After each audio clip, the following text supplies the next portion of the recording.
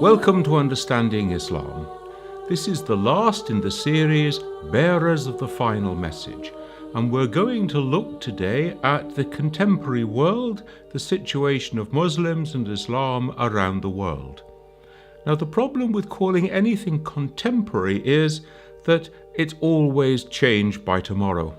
So we're just going to take a snapshot of some of the things that are going on in Muslim affairs around the world today. The other thing to remember is that today never begins today. It always begins yesterday, last year, and therefore we're going to look at the build-up to the situation that we have today, because we need to understand the present in the light of the past. If we go back to the 16th century, to the rise of the age of the European age of discovery, when the European sea powers were going out, exploring the world through trade, through conquest, putting their mark on many different countries around the world, we can see that at this time a great deal of Muslim nations around the world come under the influence of the European powers, come under their control, trade, and indeed direct rule. This begins to mark the end of the golden period of the Muslim empires. This develops over a period of time into European colonization, the colonial period. Now, colonialism doesn't just rob people of their natural wealth, of their resources, of their independence, but it also robs people of their sense of self-worth, their self-respect. How can it be that our culture is superior to theirs when they are here ruling our country? It also tends to rob those societies of their intellectual elite, because the best and brightest want to go off and become like the European colonial masters, either to join the civil service, to run the country in the future, or just to simply ape the European colonial way of life. So you tend to get a reduction in the vitality of Islamic scholarship during this period. Now, there are various hallmarks along the way in terms of European colonization. One we can take is 1857. 1857 is the first war of independence in India, or the Indian Mutiny, as the British call it. And the British put it down with main force. Now, this marks the end of Mughal rule in India, and the Mughal emperor is indeed sent into exile in 1858, sent to Burma. And we see four different reactions taking place in India at this time, and these four reactions become typical for what is happening in the modern world in relationship to Islam and society. The first of these four reactions was that people kept alive the traditional practices, often in villages. The second reaction was to say, we must embrace modernity, and everything that is good in the European tradition and way of life, actually we must bring it into the life and culture and thought of Islam. The third tendency was to say we must keep away from the European colonial rulers, their ways of life, their money, their influence. We must dig deep into our Islamic resources. We must become better Muslims. We must become better educated Muslims. And eventually, when the European powers go, we will then be in a position to take over. And the fourth tendency was to say, you will never have real Islam until you have political power. So that Islam requires an Islamic state in order for there to be a truly Islamic way of life. And so we get the rise of what is called political Islam. If we look first at this tendency toward modernity or toward liberalism, as it's sometimes called, we see this in 19th century Egypt. After the French arrived in Egypt in 1798, you get a movement that the elite of Egyptian society wants to embrace French language, French culture, French education, a French way of life, a constitution, a legal system. And everything French becomes the milieu of the ruling classes during the 19th century. Of course, 95% of the people of Egypt of this time were illiterate in any language. So this movement to liberalism was really just affecting the upper class, the elite within society.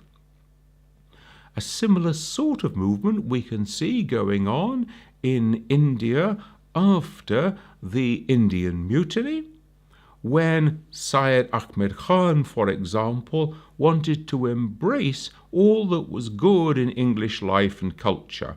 He went on a visit to England in 1869, 1870, and then brought back the idea of changing the educational system within India so that it would model the English, the European way of education. And he established then the Mohammedan Anglo-Oriental College, as he called it, in Aligarh in India. Today it's Aligarh University. And Syed Ahmed Khan wanted to embrace all the advances of European life and culture, to reinterpret Islam in naturalistic ways, and to show to the British rulers of India of that time that they had nothing to fear from intelligent, educated Islam. If we go back into the 19th century, the dominant Muslim empire of the time was the Ottoman Empire, based in Turkey with its capital in Constantinople, Istanbul. Now, the Ottomans sided with the Germans in the 1914-18 war, and we need to take up the story then, because with the fall of the Ottomans during that period, the European powers began to take control of the Middle East. And we see the British at this time making multiple promises to multiple people, and contradictory promises at that. So we have them on the one time urging the Arab leaders to rise up and overthrow the Ottomans, and promising them that they would then have self-determination. We see them promising the holy places to two quite different groups, to the Hashemites on the one hand, and to the House of Ibn Saud on the other hand.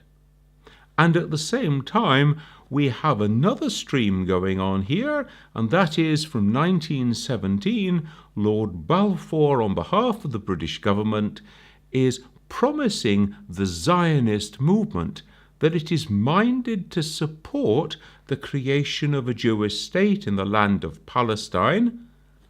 That's the bit of the sentence everybody remembers.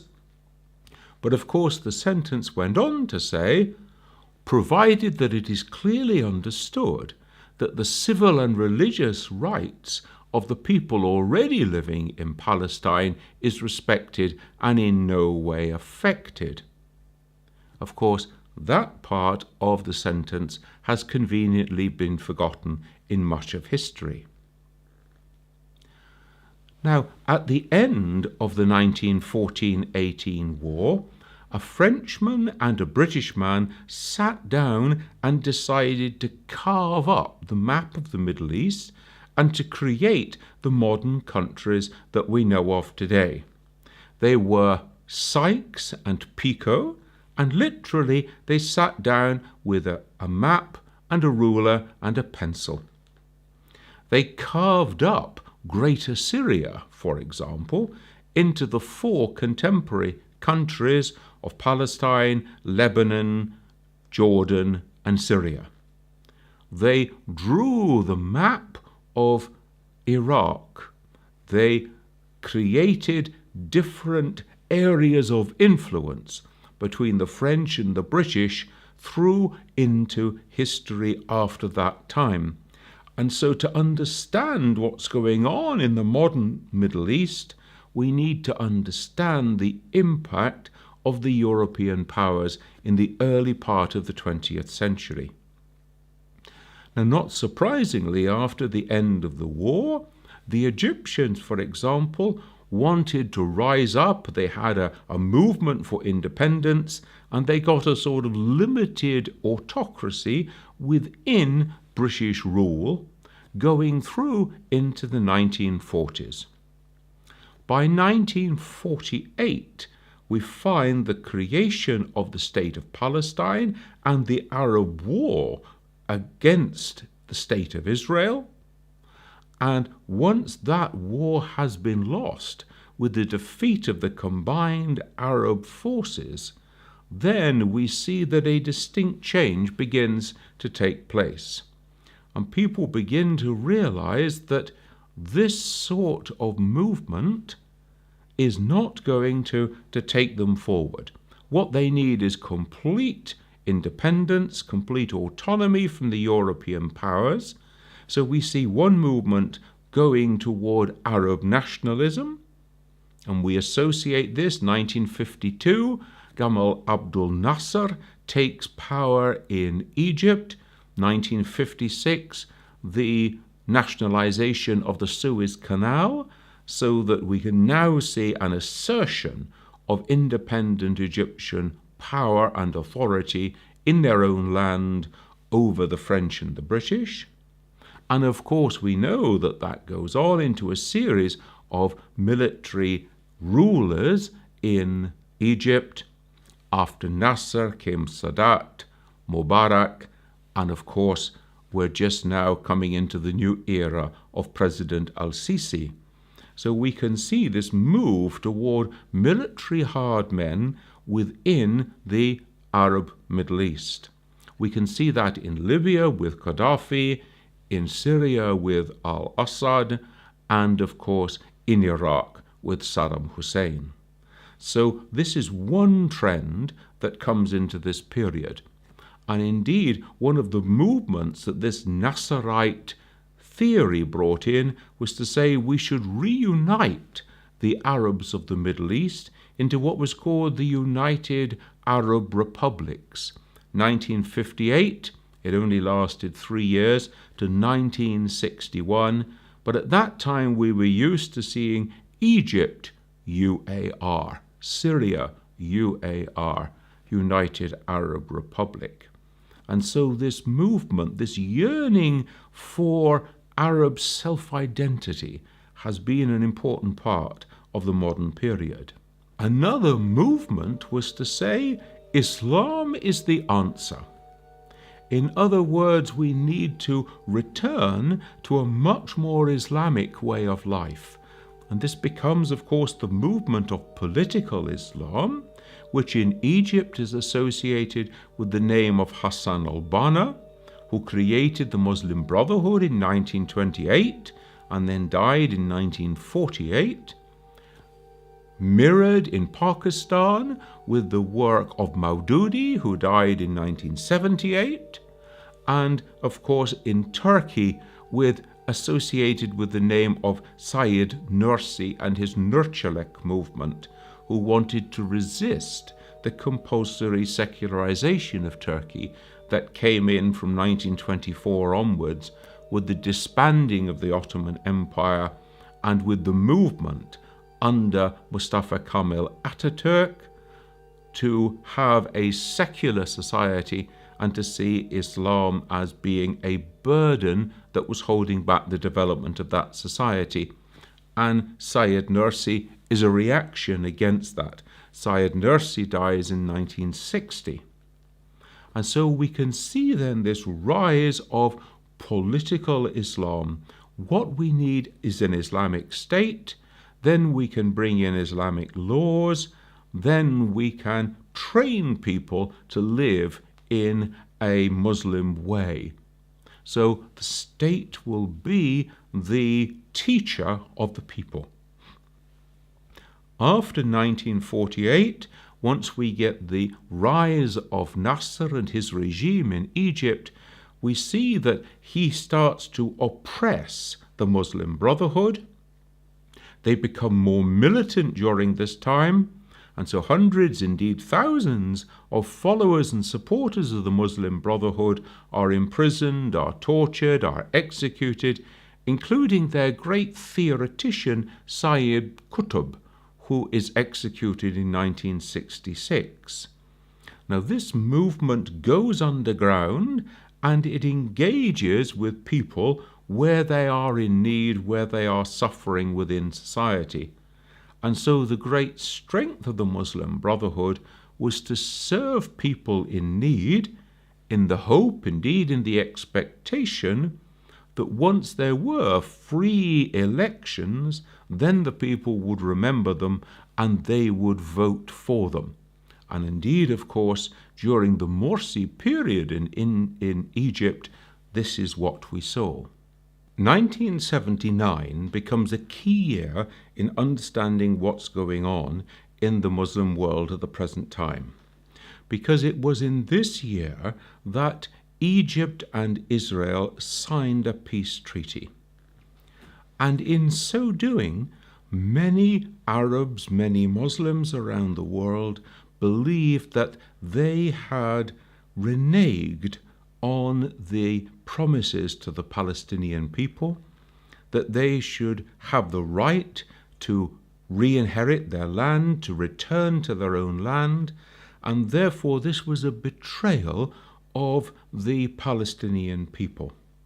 And this, of course, led 2 years later, in 1981, to the assassination of President Sadat as a kind of punishment for having made this gesture of peace with Israel.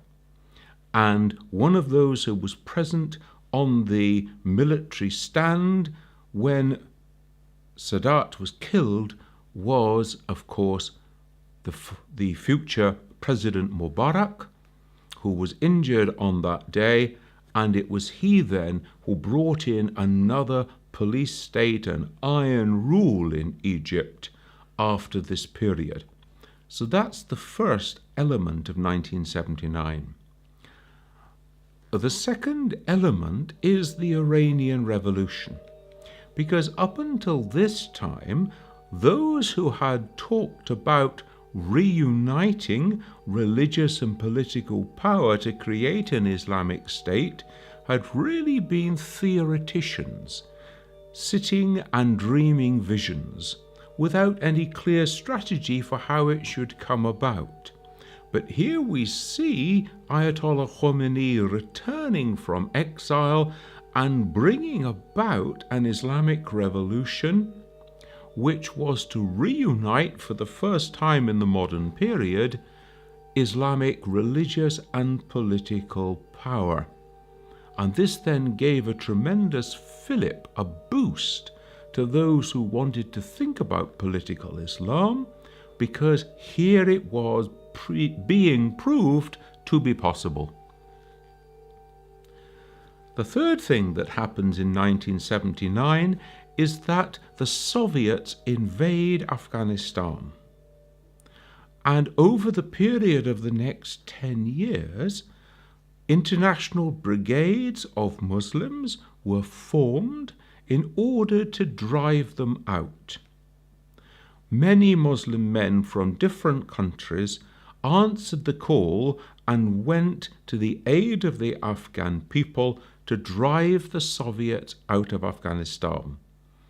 They were trained and they were armed by the Western powers who wanted to see the Soviets being driven out, and the whole thing was bankrolled by the newly rich Arab oil-producing nations.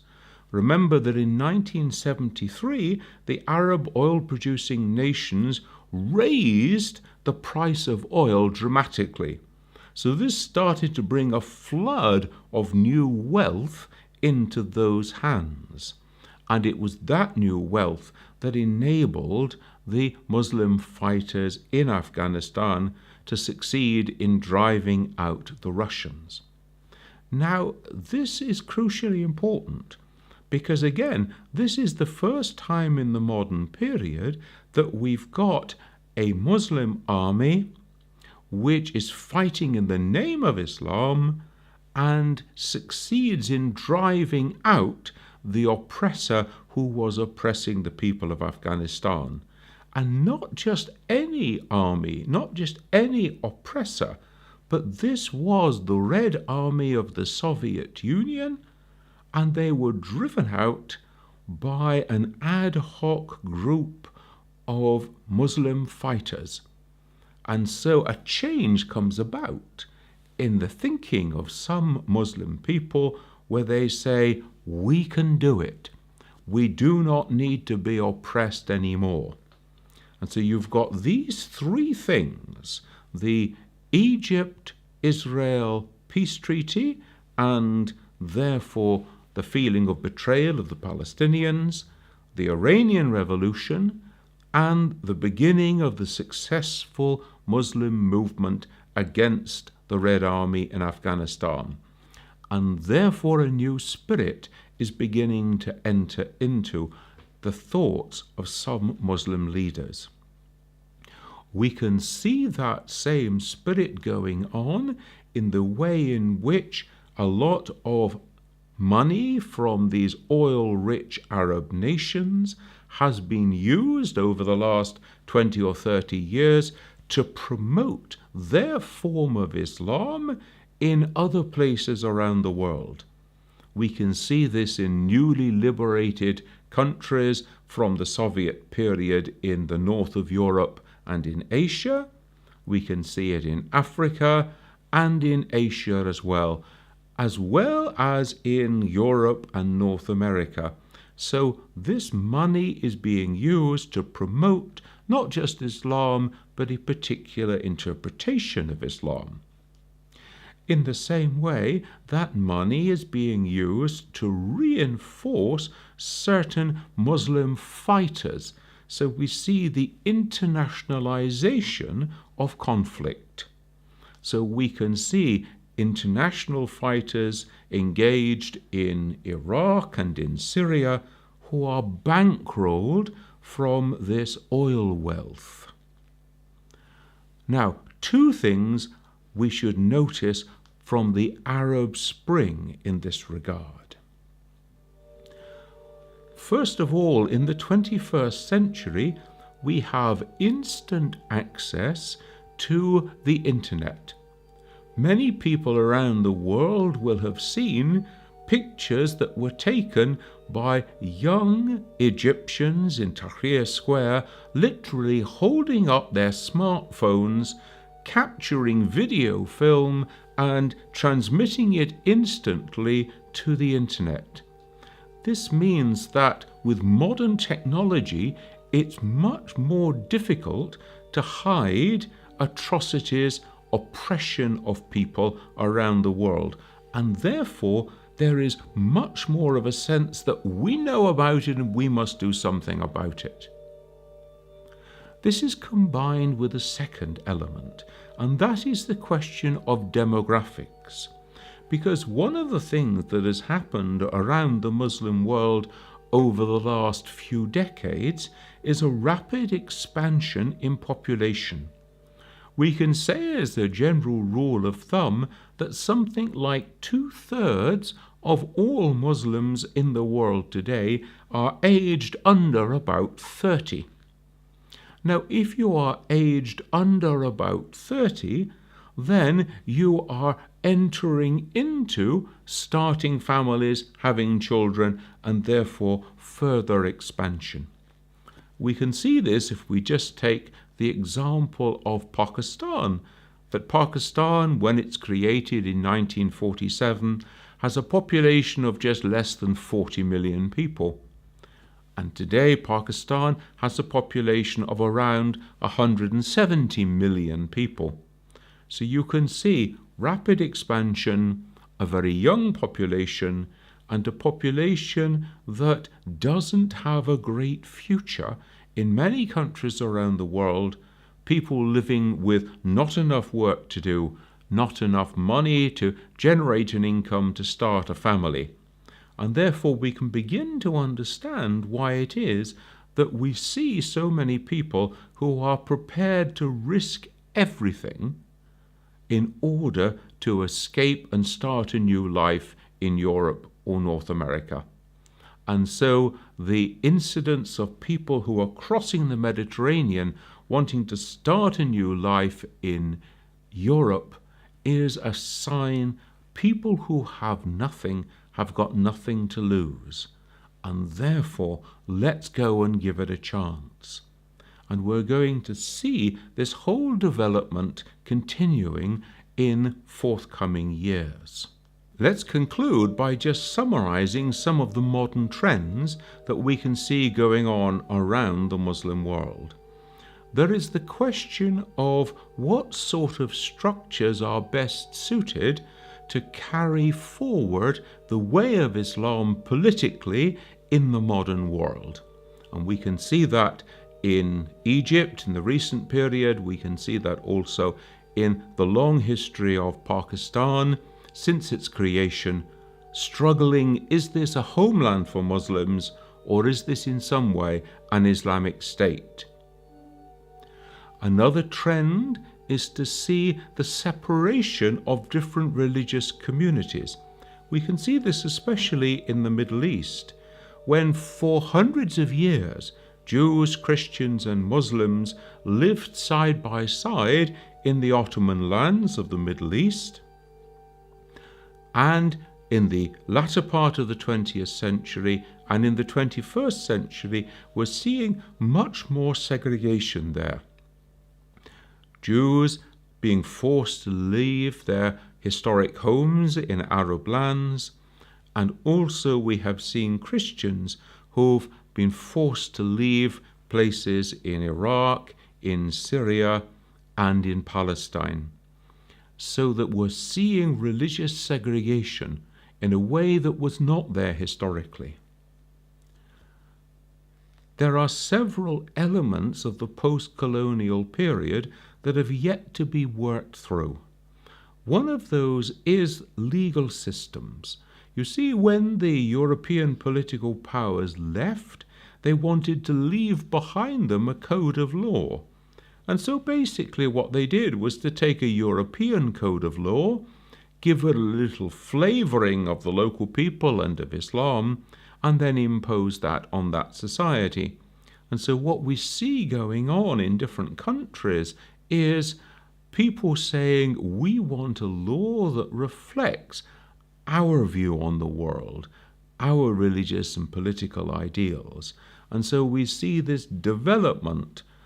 Who can help us to work out how to apply the Sharia appropriately in the 21st century? Another important element of the contemporary world is globalization. Globalization culturally, through the internet, through worldwide dispersal of music, for example, and of literature. The English language is now vastly the most used language around the world, but also globalization in terms of multinational companies, in terms of profits being made in one country but actually being repatriated to another, so that the poor do the work and the rich reap the benefits. And this whole Americanization, it's sometimes called, or McDonaldization, where we can see that people are wanting to ape elements of American way of life. Now, this isn't to say that there aren't also important trends in the Muslim world, to see that the best of the technological, the cultural, the scientific developments that have been there in the Western world should be embraced and taken on too. But it's not a wholesale takeover. There has to be a sense in which one can take those bits that one wants, that are useful and according to the ways of Islam, but not have to take everything. And finally, one of the biggest problems, which is ongoing and causing many concerns in the Muslim world, is with the United Nations and the way in which it was set up. It privileges certain powers in its Security Council, and it seems to have very definite double standards. We see that many United Nations resolutions are passed about certain questions, like the Israel-Palestine question, like the free autonomy of the people of Kashmir to decide their own future, and nothing is done about them. And on the other hand, certain other resolutions are passed, and it seems that this is a mandate that we are bound to act on because it's international law. And so we see double standards in play in international law here, which means that people lose all confidence in these so-called international corporate bodies like the United Nations. So we're going to come through a period during which all these various elements around in different Muslim nations around the world have to resolve themselves. Some of them are not going to be resolved quickly or easily, and therefore the key thing is to try to understand the background and how we got to the modern world. What's its history? How did we get there? That concludes this Understanding Islam series. It just remains for me to remind you that all the programs can be seen on the Ahlulbayt on-demand website, and all the articles for each program are available to be downloaded from my own website. I thank you very much for coming on this journey of understanding with me.